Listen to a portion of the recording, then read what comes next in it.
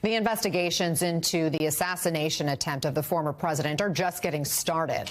The Homeland Security Inspector General has just opened an investigation, and the House Oversight Committee plans to subpoena the director of the Secret Service if she doesn't appear willingly or voluntarily at a hearing Monday to answer questions about what went wrong.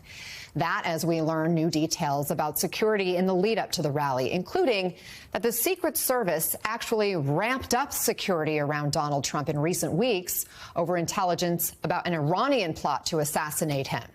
And joining us now, former Secretary of the Department of Homeland Security, Jeh Johnson. Mr. Secretary, thanks for coming on. So if this was increased security at the rally, how in the world did that shooter get up on the roof? I don't have a good answer for that. I think that is one of many hard questions that need to be asked as part of an independent investigation, which the president called for. Anna, I was the cabinet level supervision for the Secret Service for 3 years. I was a protectee of the Secret Service for 3 years. The Secret Service has to pitch a no-hitter every game, because if anybody gets on base, the result is catastrophic. And it's not an accident that no one has shot at a president or a former president or a candidate for president in 43 years. A lot of that is due to the hard work, investigative work of the Secret Service, interdicting threats at protectees at their earliest stages. Having said all that, some hard questions do need to be asked. I'm guessing, educated guess is that this campaign rally was organized very, very hastily, very quickly. The Secret Service is responsible for securing the perimeter of the immediate event, but... Wouldn't that include a building that's in the site? That was my but. Anything or anyone with a direct line of fire on the protectee has to be secured. My thoughts have gone this week to 1963. There were people on the street in Dealey Plaza in Dallas who observed Lee Harvey Oswald in the book depository with the open window and the rifle and just assumed he was security. The Secret Service has to secure any direct line of fire, any rooftop, any open window, especially one only 148 yards from where the protectee is going to be. And you mentioned Lee Harvey Oswald, and there's almost a similar type of situation here that's been reported, and that is there were people who were alerting law enforcement around of a suspicious individual. So the fact that they didn't necessarily secure this individual, confirm that he wasn't a threat before Donald Trump got on that stage, I mean, should they have allowed Donald Trump to get on that stage at all? What I suspect an investigation, we're going to know a lot more about this in a matter of days, weeks, months, moment by moment by moment. I'm sure of that, with multiple investigations going on. I suspect that one of the conclusions that will be reached is that there was a massive failure of prompt, timely communication. You're right. People observed the shooter on the rooftop. Apparently, law enforcement observed the shooter on the rooftop.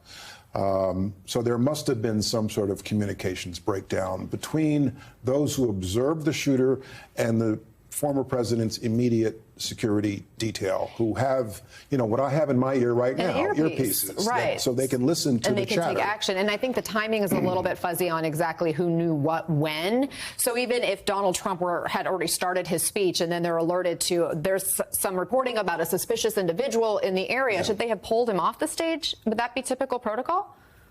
Of course, if there's a suspicious individual in the direct line of fire, you don't even let the protectee get out of the armored Suburban. But look, there's a lot of gray right now. And one of the things I've learned when I was in office is first reports of events are very often wildly inaccurate. Anna, I have to say this. A lot of people have been asking why, how could this happen?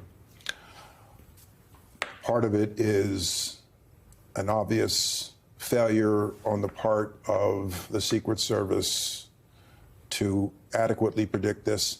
A lot of it also has to do with the overheated political rhetoric and the overheated political environment in which we now exist.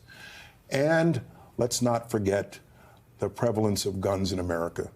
It is far too easy for a deranged 20-year-old to get his hands on an AR-15, which in my judgment, is a weapon of war that has no legitimate value or use in civilian society.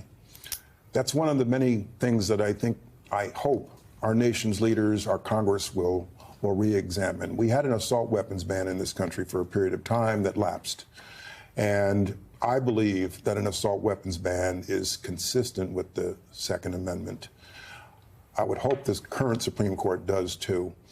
But let's not forget, let's not forget about the prevalence of guns in America.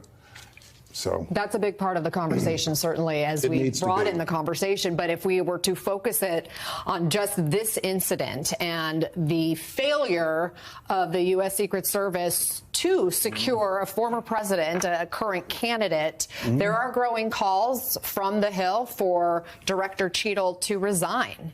Is that fair? Is that warranted?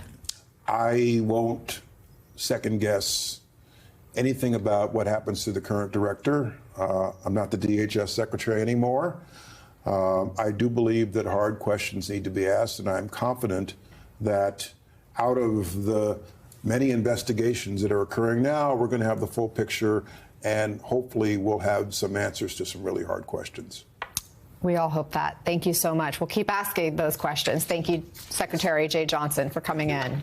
Hey there, MSNBC fans. I'm Luke Russert, and be sure to join me, Rachel Maddow, Jen Psaki, Lawrence O'Donnell, Steve Kornacki, Joy Reid, and many more September 7th in Brooklyn, MSNBC Live Democracy 2024. Click on the link for ticket information. We will see you there.